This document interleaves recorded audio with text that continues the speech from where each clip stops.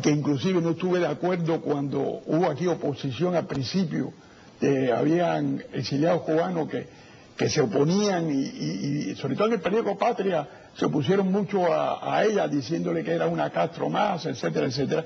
El periódico Patria, para los que no lo saben y para los que no lo recuerdan, era el periódico de García Cifredo. De García Cifredo, que decía siguen llegando, etcétera. Pero Juanita omite en su libro. Armando García Cifredo. Armando García Cifredo.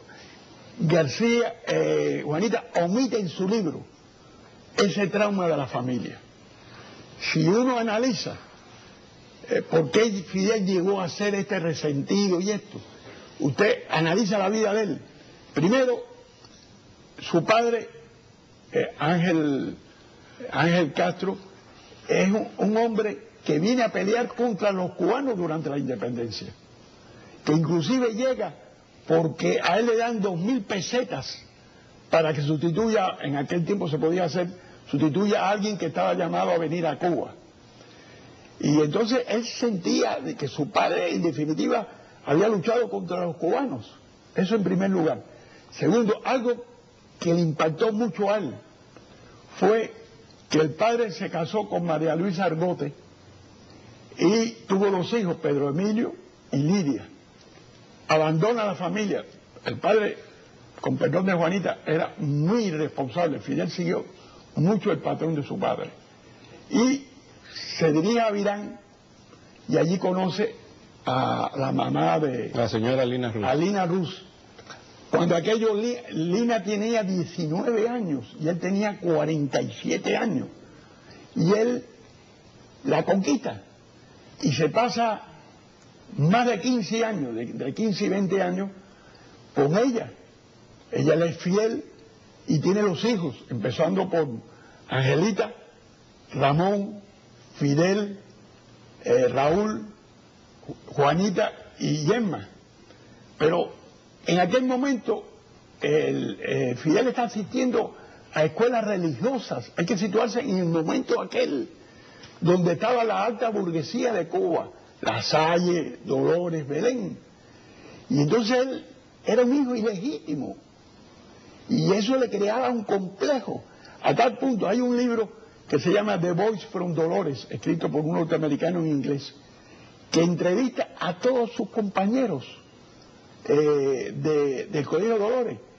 Ya en el Colegio La Salle, a los 8 años, él se ataca a piñazos al hermano Bernardo. Fíjense qué violencia. Es una historia larga de mucha violencia besiana.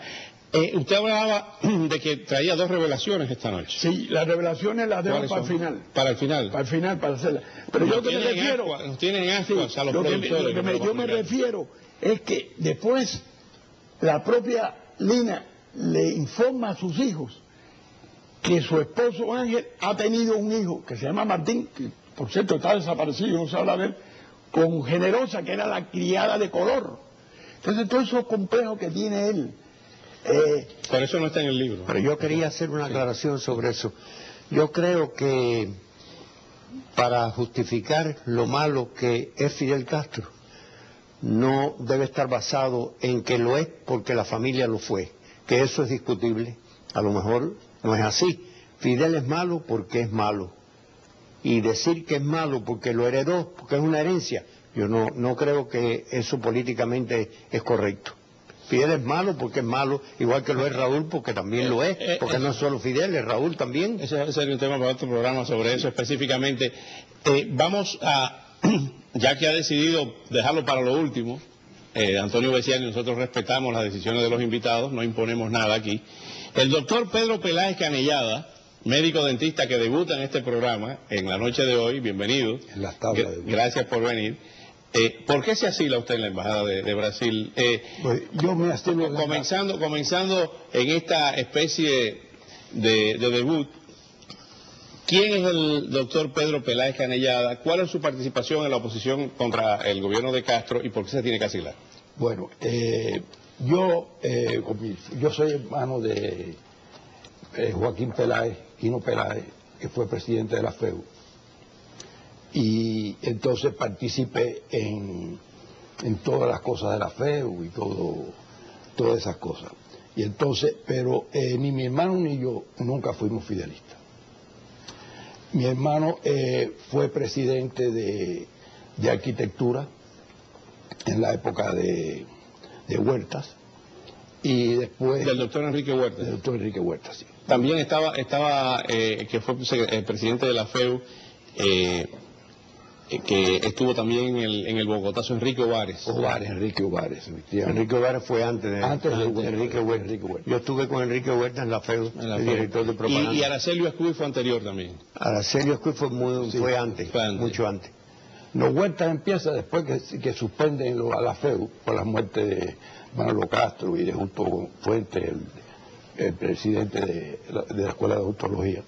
Y entonces hubo, que estuvimos hablando nosotros de eso, un impasse, y se creó una cosa de aplaudibilidad estudiantil, y tuvo su oposición de gantelcillos y cosas de esas, pero al fin el rector magnífico, Clemente Inclán, aceptó lo de... Estoy hablando bien, usted que está me lleva unos meses a mí, y entonces... de ahí empezó Enrique Huertas, después fue Barba, que durante el mandato, vamos a decir, de Barba, fue que viene el 10 de marzo. El golpe del 10 de marzo. Ahora, ¿por qué usted se asila en la Embajada de Brasil? Bueno, yo me asilo en la Embajada de Brasil porque yo estaba preso del castillo militar de San Severino en Matanzas. Porque yo trabajaba en la clínica de estudiantes de Calixto García y en el dispensario dental de La Habana.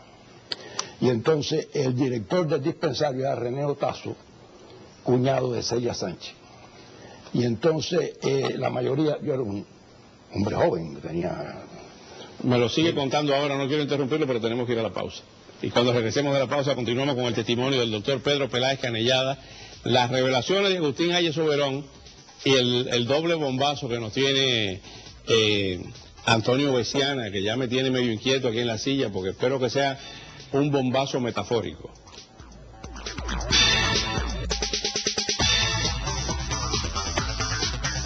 Doctor Pedro Peláez Canellada, médico dentista, ¿por qué se asila en la Embajada de Brasil? Bueno, entonces, cuando René Otazo y yo hubo un problema de que una dentista de aquella época, no había, ¿cómo se llama?, dejaban salir a los dentistas tampoco, como a los médicos después y eso. Voy a tratar de ser... Y entonces Otazo va a una dentista que se va y burló la inmigración en Cuba porque eso que era empleada doméstica. Y Otazo se entera.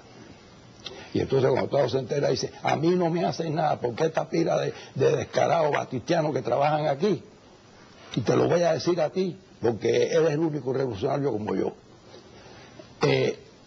Ni un dentista más de aquí del dispensario dental de La Habana se va de aquí, porque ahora mismo voy a llamar a eso. Y entonces después, ahí me asilo y decidimos irnos en barco, nos traicionaron. Usted pasó más de un año y 10 días en la Embajada de Brasil. ¿Conoció al embajador Lacuna? No. Ni a la esposa del embajador Virginia. Cuando nosotros llegamos había habido un viaje muy grande y de Acuña estaba fuera de allí.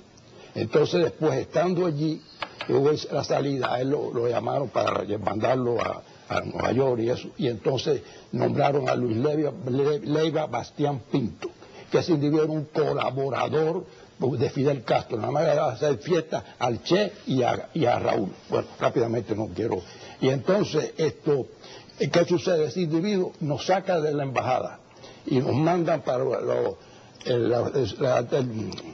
la parte de arriba del garaje, que había 3 cuartos. Entonces cuando entra, lo que decía Ociel el otro día, el autobús que rompe las 2 cercas, nosotros estábamos fuera ya en el patio. Y entonces él manda, el embajador manda a cerrar las puertas y nos dejaron con las 2 cercas abiertas, los milicianos sacando el pisicorre y nosotros allí que nos pudieran haber matado. Qué barbaridad, ¿no? Entonces después nos daba la comida de la libreta. Nos botó comida cuando la cocinera ahorraba. Ese embajador. Qué barbaridad. Vamos a continuar más adelante. Agustín Hayes Soberón, usted ha traído unas fotos. Sí. que demuestran todo ese proceso. En los momentos en que le da la entrevista, ¿cómo consigue usted esa primera entrevista?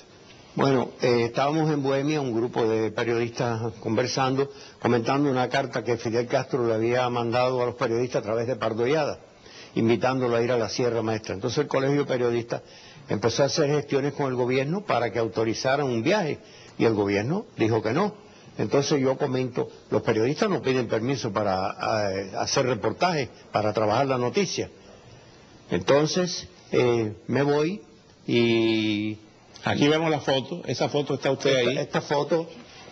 La segunda foto. Esta aquí. foto es... Bueno, este es el Che Guevara. El Che Guevara. Usted con la camisa oscura ahí. Sí, el Che Guevara en medio, del otro lado está Eduardo Hernández Guayo, el camarógrafo. Guayo, pero Che Guevara se puso una cámara, la cámara de Guayo. Andaba